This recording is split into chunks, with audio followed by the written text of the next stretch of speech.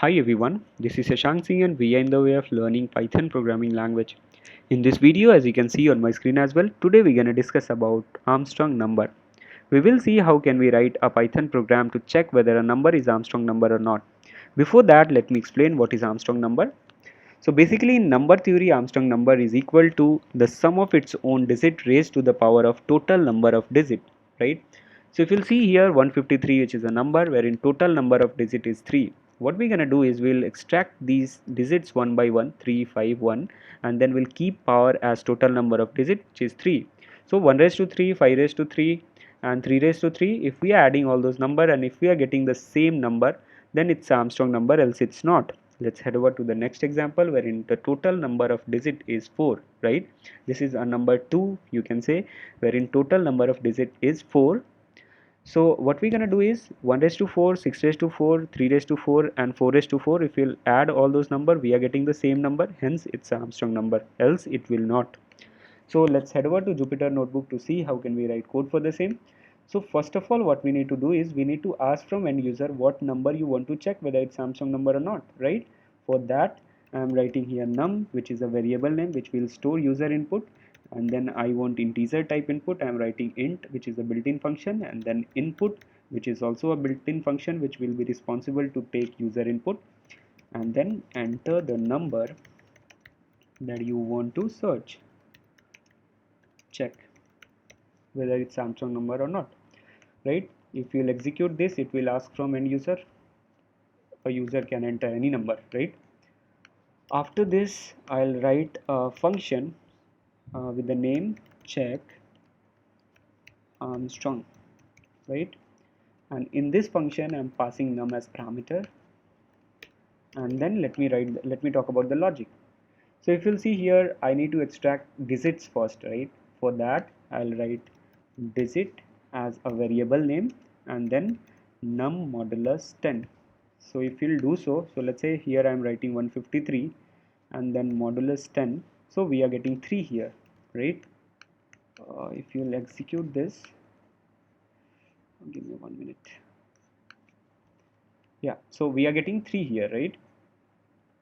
And then if we have already got 3, we don't need this 3, right? We need this 5, right? So 153 truncated division 10 will do. So we are getting 15 and we'll do the same thing, 15 modulus 10.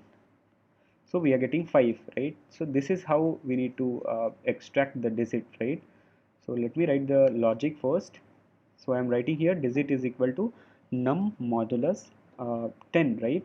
Now I'll write here num is equal to num truncated division 10, because I don't want this 3 now. I want 15, then I want 1, right? So I'm writing here num is equal to num truncated division 10, right? And now when this loop should be executed, till when? So I'm writing here while condition. So step by step I am writing here num is greater than 0. So the moment when num is equal to 0, it will come out of the loop, right? And now we have already got these digits. So now we want order and then we need to sum it, right? We need to add all those. So I am writing here for order, I am writing order as a variable name and then length of this num. So I am just writing here, I am casting it to string. So it will return the order. So let's say I'll show it to you. Let's say uh, num is equal to, I'm writing here in string, sorry, 123, right?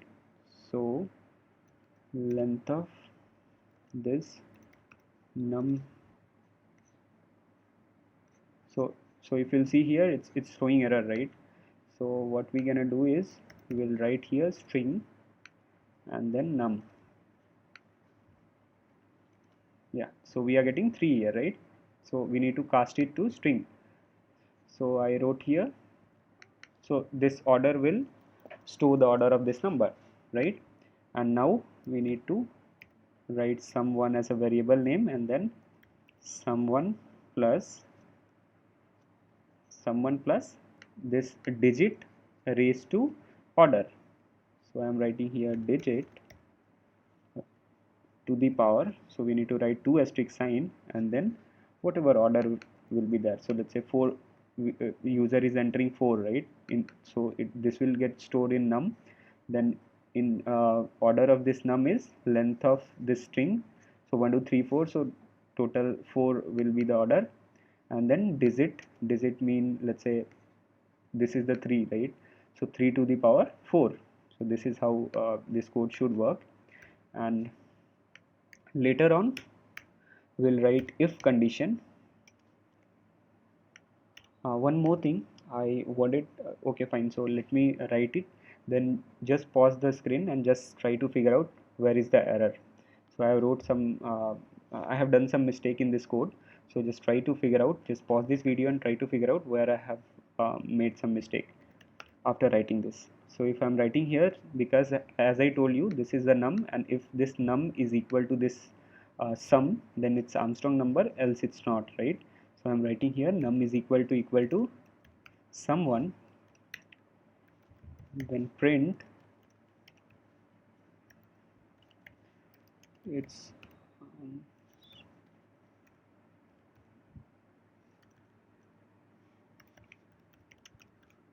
it's Armstrong number, else print not Armstrong number, right? And then let me call this function. So what do you think? It should return the correct thing. Let's say if I'm writing here 153, we are getting some error. Okay, okay fine. So someone, I forgot to, someone is equal to 0 initially, sorry, equal to 0 initially, 153, and then not Armstrong number. Why it's giving? Yeah, so just try to understand where I have made mistake. You can comment it out. Okay, so basically if you'll see here, num is changed again and again because every time we are doing truncated division, right? So to get rid of this error, we need to write, we need to store this initial num to some of the variable. So original num, I am writing here orig num is equal to num.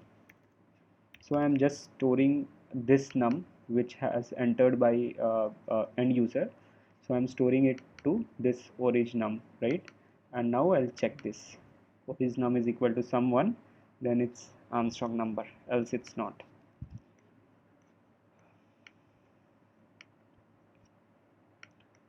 Restart.